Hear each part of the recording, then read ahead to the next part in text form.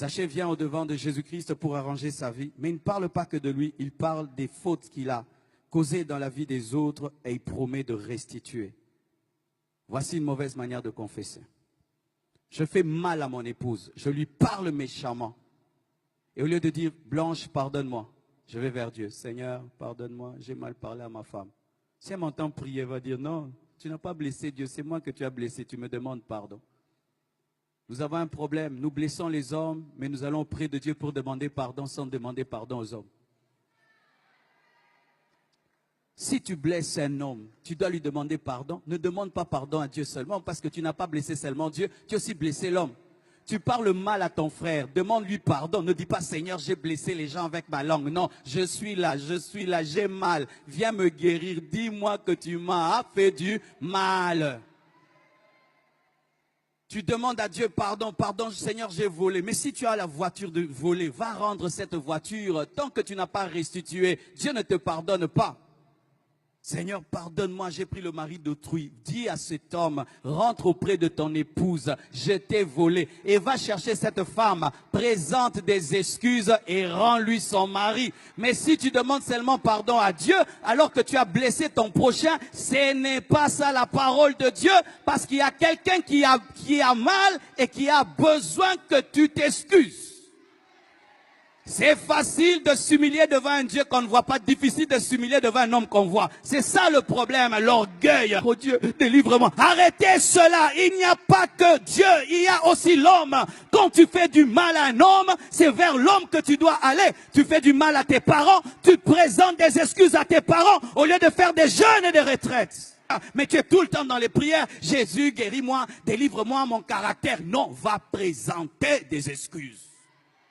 Tu ne parles plus à ton père, tu ne le salues même plus, tu ne parles plus à tes enfants, tu blesses même tes enfants, tu insultes ta fille, insultes tes garçons, vous êtes bêtes, vous n'allez pas réussir à l'école, et puis tu, oh Dieu pardonne-moi, ton enfant a mal, demande pardon. Zachée était devant Jésus, mais il parle des autres, parce que c'était un voleur, et il a rendu au quadruple ce qu'il avait volé. Si vous pardonnez aux hommes leurs offenses, votre Père Céleste vous pardonnera aussi.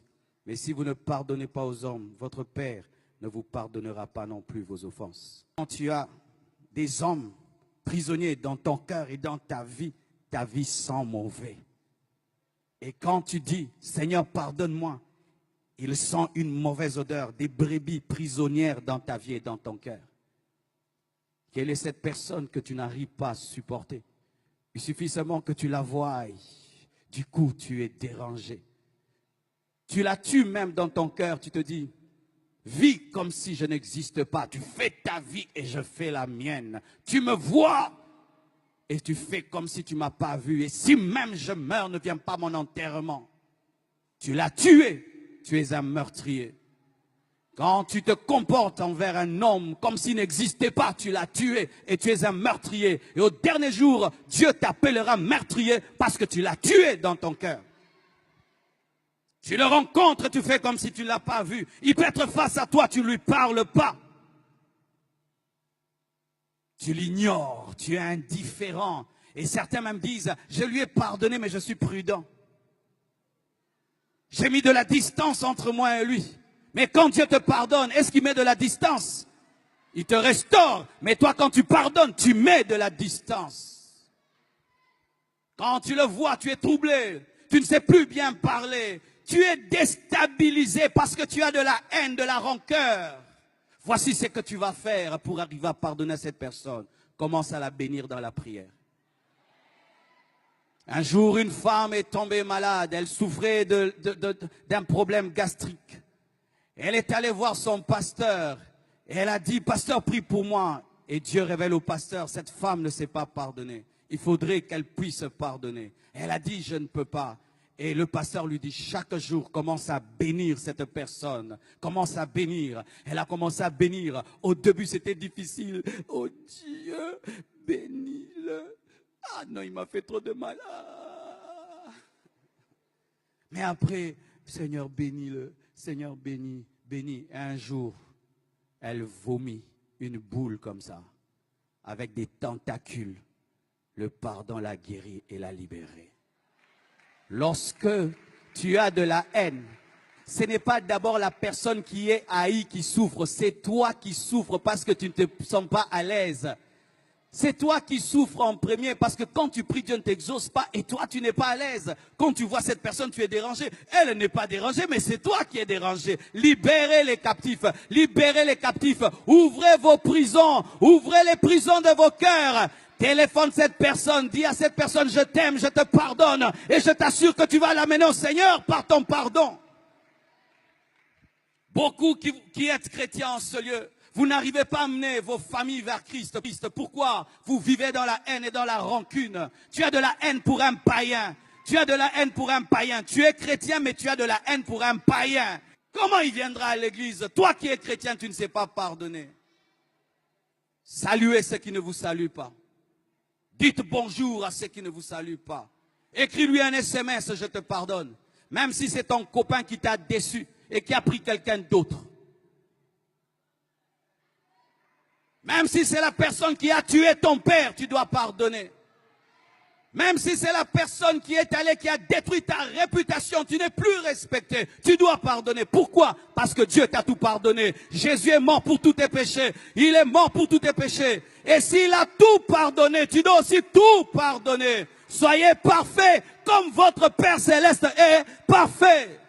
Lorsque Dieu répand sa pluie, il la répand sur les sorciers et sur les chrétiens. Lorsqu'il envoie le soleil sèche le vêtement du sorcier et du chrétien. Si Dieu peut aimer le mauvais et le bon, toi aussi. Pourquoi tu réclames aux gens d'être parfaits pour les aimer? Es-tu parfait?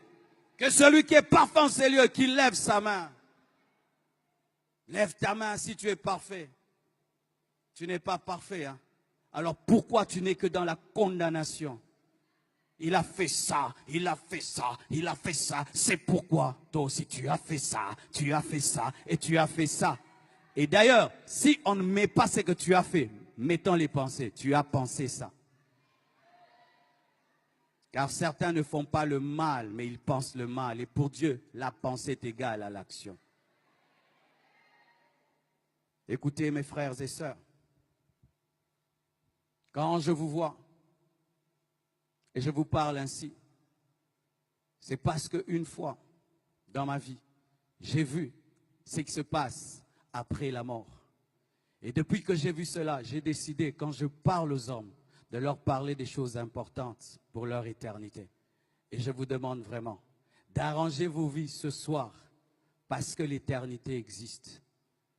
J'ai eu une vision d'un jeune homme qui était dans le coma, à l'hôpital, et qui avait un grand-père qui lui prêchait la parole. Et son grand-père lui a prêché la parole lorsqu'il est sorti du coma, il lui a présenté Jésus. Et ce jeune, malgré qu'il était malade, a refusé. Et quelque temps après, il est mort. Et voici ce que j'ai vu. Lorsqu'il est mort, il y a eu comme un trou sous son lit. Il a commencé à descendre. Son âme descendait dans le feu. Et je l'accompagnais dans ce feu. J'ai entendu son âme qui parlait, qui disait, « Qui arrêtera ma course et ma descente ?» Et je sentais la joie du diable, des démons, qui était dans la joie de voir cette âme perdue pour l'éternité. Et il regrettait de n'avoir pas écouté son grand-père. Et après, j'ai vu une autre vision. Ce jeune est revenu dans son corps. Et son grand-père lui a prêché et il a été sauvé. Bien-aimé, l'enfer existe. Et ici, il y a des âmes précieuses, tellement précieuses. Et si tu pouvais aujourd'hui faire comme ce jeune homme, pas écouter ton grand-père, mais écouter Jésus, prendre une décision aujourd'hui de faire une vraie repentance, une vraie confession à la lumière de la parole qui t'a été présentée. Que Dieu vous bénisse abondamment.